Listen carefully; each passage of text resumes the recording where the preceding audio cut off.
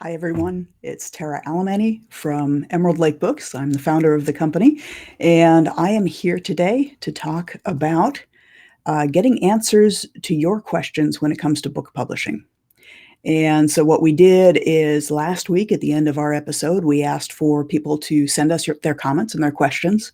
And we had a few different people do that. And so what we're going to do is go through those questions, and hopefully some of the questions that they've asked, the answers I provide may help you as well. And of course, if you have any questions, I'd be happy to have you post that on the side. Hi, Stephen. It's good to see you here.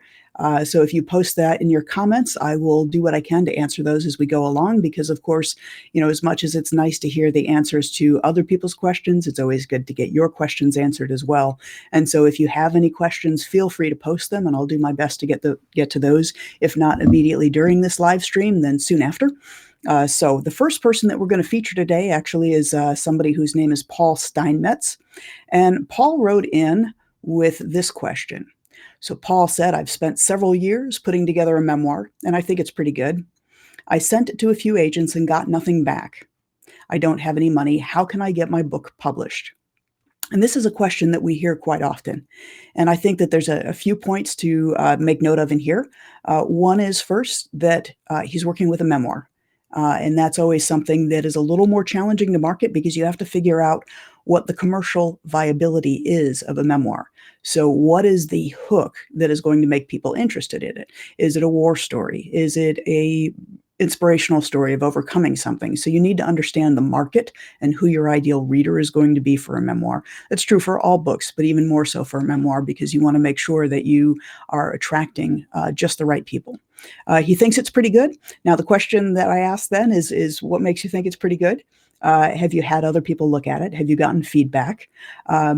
It's one thing to send it out to agents. Not every agent is going to give you feedback on your manuscript. So you need to think about how else you might get feedback. And one of the things we highly recommend is, if you can figure out who your ideal reader is, see whether or not you can find beta readers who match that description. Now, a beta reader is a volunteer reader who reads an early copy of the manuscript, but they'll be able to kind of tell you what worked, what didn't, what got lost. We also recommend writers' critique groups, because oftentimes they can form the same role as a beta reader. And so that way you have a better understanding of if it really is a book that comes across the way you want it to. When it comes to literary agents, not every literary agent is going to write back to you, but one of the things you can do is there are plenty of writing conferences, publishing conferences, authors conferences that have literary agent sessions. And so you can book time to sit down and actually have a conversation and meet face to face with a literary agent, so they can give you the feedback on it, and so that you're able to actually get some really good, useful, actionable information about it. Now, one of the things that people may not understand when they go to approach a literary agent is they're not just looking for, do you have a good book? They want to know things as well, like, do you know who your market is? Do you know how you're going to reach them? Do you know who your competition is and what they're doing differently than you are, and how you're going to differentiate yourself from them? So when you put together your book proposal, there's more that it needs to cover than just what is your book about. Oftentimes they'll want to see an outline and a brief synopsis of each chapter in it in terms of what it's going to highlight or cover. They may want to see sample chapters to see what you write. So make sure that when you put your book proposal together and you send it out to literary agent, that you're highlighting all of the things that they're going to need to have in front of them in order to be able to pitch a publisher with your particular book. Now, another thing is, of course, with that marketing plan, you're going to do some competitive research, but you're also going to do some strategic planning in terms of not just how big is your current platform as an author, but how are you going to grow that platform, and how are you going to let people know that the book exists? Are you going to be speaking? Are you going to be lecturing? Are you going to be doing podcasts? Are you going to be doing in-person appearances? And if so, where? Do you have a book tour planned? All of these different things that should be part of that marketing plan as you put it together. Now, the one thing that really, really is important, and I'm going to go back to this for a second, is, Paul, you say I sent it to a few agents. I'm going to tell you, first of all, congratulations. I'm applauding you for that. And the reason we do that is, in my writer's critique group, we actually mention the fact that rejection is something to be celebrated, because it means that you're putting yourself out there. The problem is rejection is not fun, and nobody wants to go through that. And so what we need to focus on instead is the fact that you're putting yourself out there, and you need to build up that muscle of persistence. Not every literary agent is going to be the right literary agent for your work. And so persistence is going to be key. Look at some of the books that are out there that were rejected hundreds of times before a publisher finally took a chance on it. You need to believe in your book enough to be able to keep pushing it and keep promoting it until somebody believes in what you have to offer as well. So the other thing is, you said you don't have any money, so how can you get your book published? And it sounds like you're making the assumption that not having money means that your only avenue for publication is traditional publishing. But there are a lot of things that I've just talked about needing to do: putting together a marketing plan, understanding your proposal, identifying your target audience. What if you were to set aside 10% of everything you brought in and earned during that time from your regular job? By the time you got that work done and went through all of these different rejections, you may actually have enough to consider self-publishing. And self-publishing doesn't cost a significant amount so long as you understand what you need to spend your money on. Paul, I know you're both a writer and an editor. Editing is really, really important, so I don't need to convince you of that. But so is cover design. And those are the two primary areas that I would recommend spending money on. You can always go to Joel Friedlander's site, The Book Designer, in order to download templates so that you don't have to worry so much about how to design your book, as you want to make sure that it's very professional quality. So focus on getting the cover and the editing done, and that'll help you with a low-cost solution for how to get your book published. So moving on to the next person who wrote in, I'm going to bring on Mark Youngquist, and let me just do that. So Mark wrote in and asked, Amazon is my main venue for selling my books. What can I do to improve sales? And this is a common question because a lot of people think of Amazon as the go-to place in order to sell books and buy books. And that is true to a certain extent. Certainly a lot of sales take place on Amazon, but each time a sale takes place, it's typically one copy at a time. And that can be a very lengthy and challenging way to be able to sell books. So you actually want to think, when it comes to selling books on Amazon, the most important things are making sure that there's 4 key aspects you focus on. One is you want to send as much traffic as possible to the book listing. And so you want to make sure that it's coming up regularly in searches, which means that you need to have the keywords optimized in your book listing to make sure that it's coming up for what people are typically looking for when they should be finding your book. The other thing is you want to understand the competition and how are they positioning themselves. And so when you do that and understand how they're positioning themselves, it may give you ideas for other things that you can be doing. So for instance, I'm going to share a screen real quick because I want to show Mark this particular page, this one here. And let me just make sure that it's showing. I have to move that one down and move this one up. Sorry, we're getting there. Technology is defeating me. There we go. And so here we are screen sharing. Now, Mark's book is a memoir about training the Iraqi police force during 2003 and 2004. So it's an Iraqi war history. And so when you look at that, what you want to do is do your competitive research. Go to Amazon, see which books are ranking the highest in that category, and maybe not target the top ranking one, but start looking at some of the others and see what it is that they're doing to market and promote their book. So if I brought up Call Sign Chaos and did a Google search on that, I can see that there are articles that are being written in The Guardian and military.com and the Marine Corps Times. And so you can go through these and start looking at, all right, how can I start getting featured in some of those places? Are these guest posts that were written? Are these feature articles that were written? And if they're doing well in those particular places, perhaps your title will as well. So if you do a rigorous search, just going one by one and understanding, kind of deconstructing what they're doing to promote their book, then you can start implementing some of the same things, drive traffic to your Amazon listing. And of course, you want to support that with relevant Amazon ads. Mark's one of our authors, so I can guarantee that ads are already being run for him and they're being run effectively. But that's one of those things that you just want to keep making sure that everything you do supports everything else you're doing.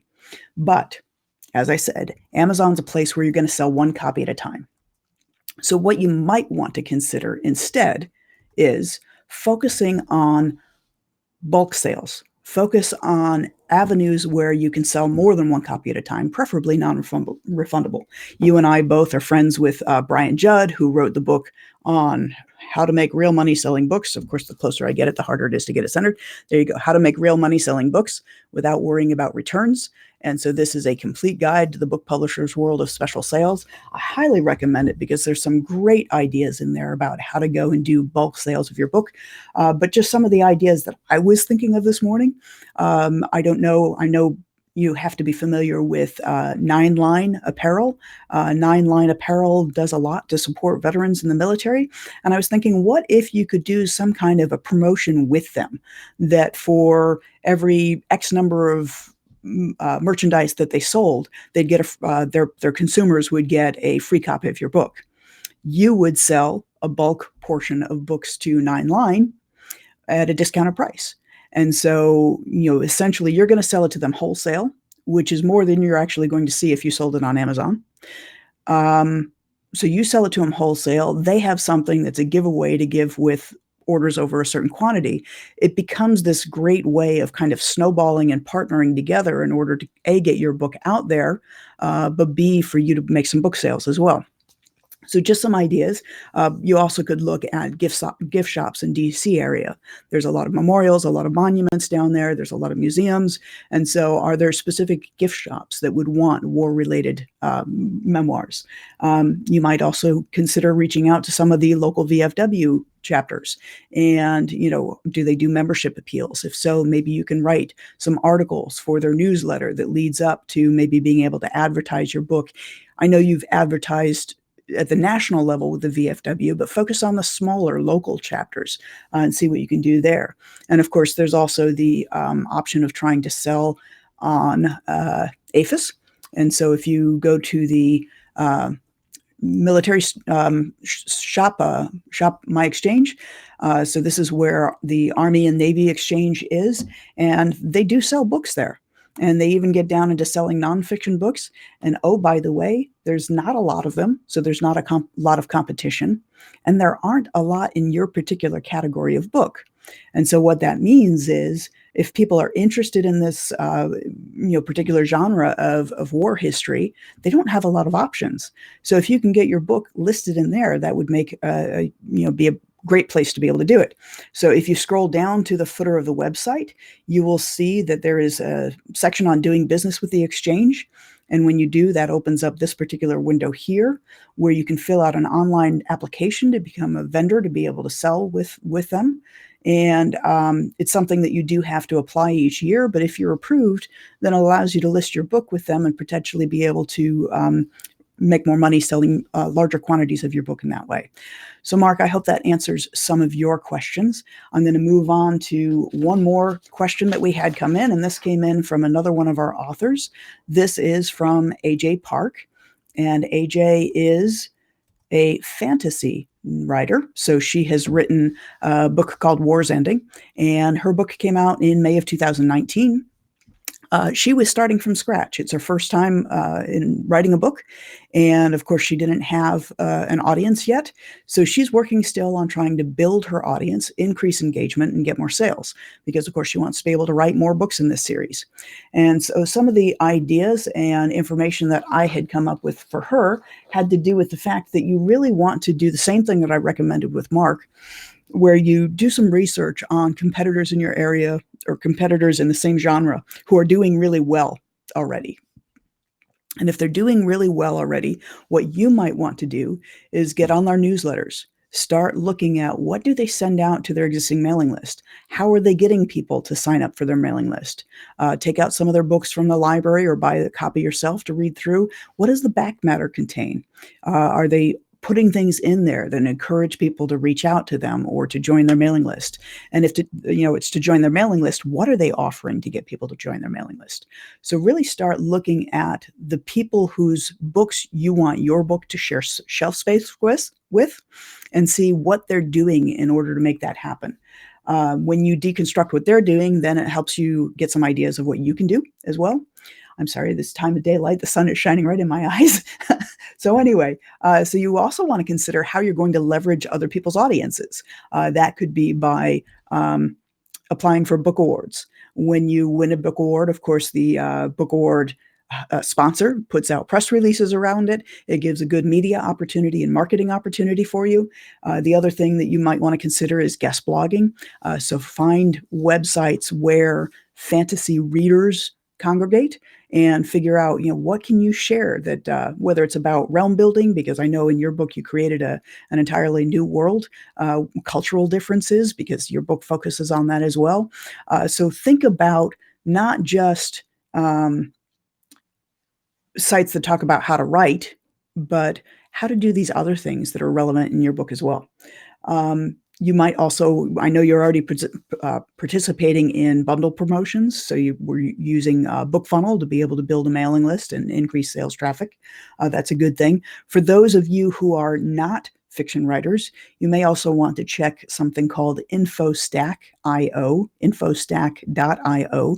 They regularly do bundles where collaborations of authors will come together selling books related to a specific topic.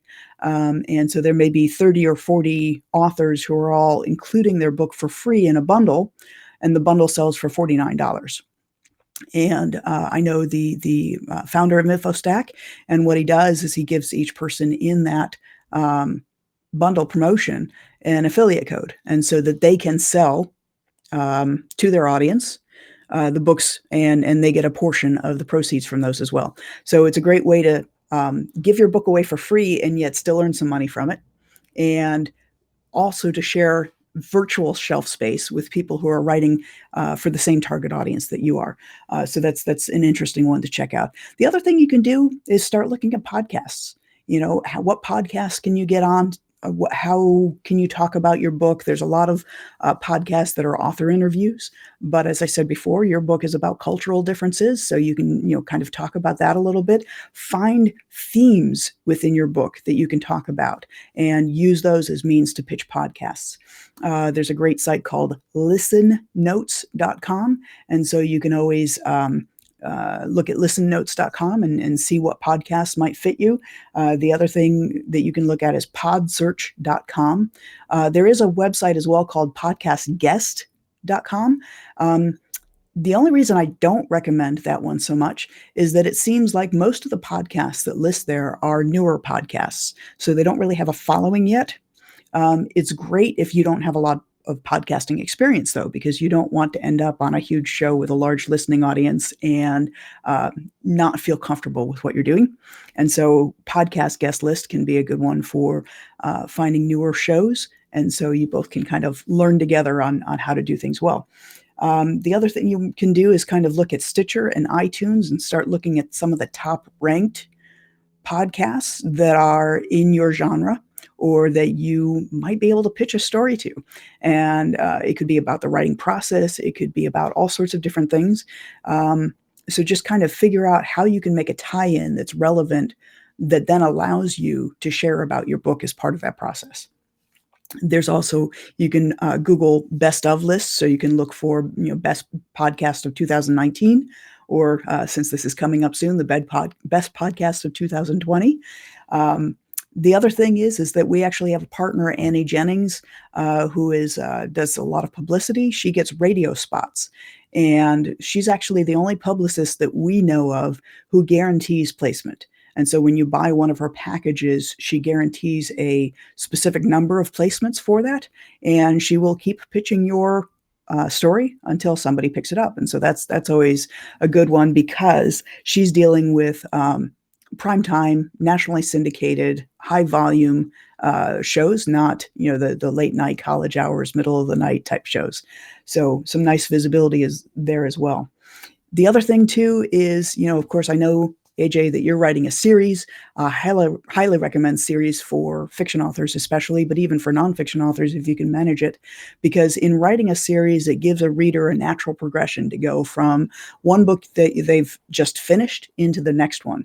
And you can often encourage that by including a sample chapter from the next book. You can have a listing of your other books by. There's actually a great infographic that was done by BookBub a couple of years ago.